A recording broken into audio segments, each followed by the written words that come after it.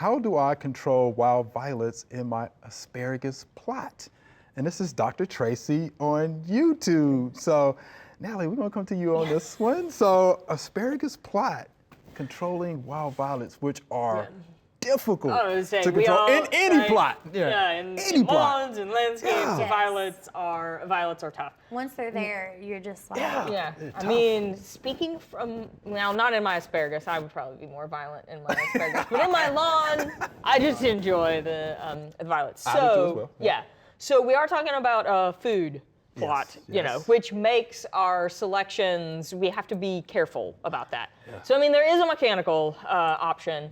We also want to think about the time of the year, and then we want to think about potential chemical options. We were actually talking about this, like there may be some. Yeah, some potentials.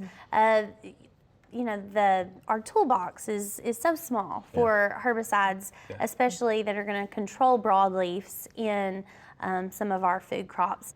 I mean, my tendency when we're talking about food growing areas, especially if they're not that large, you know, most people don't have 3 acres of asparagus. And so I would tend to say if it's not that big, you know, it may be something that you could handle.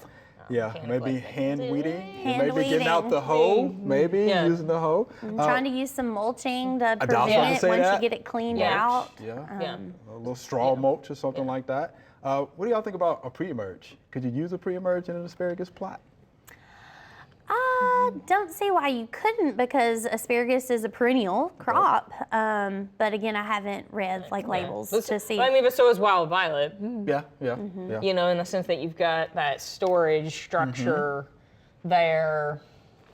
Yeah, I just wondered about that. Yeah, if you had to get it down before the spears came up or anything like that. So just a thought. But yeah, I would get in there with hand weeding and a hoe and put down some mulch. That's what I would do, because it's going to be tough getting in there with a non-selective herbicide. And top dressing with some compost or something like that. I mean, with a perennial crop, like I'm just suggesting that it might be a good time to think about fertilizer application, maybe some compost or an additional organic matter. We can benefit the asparagus while we do that. Thanks for watching the video. We hope you enjoyed. To subscribe, click below.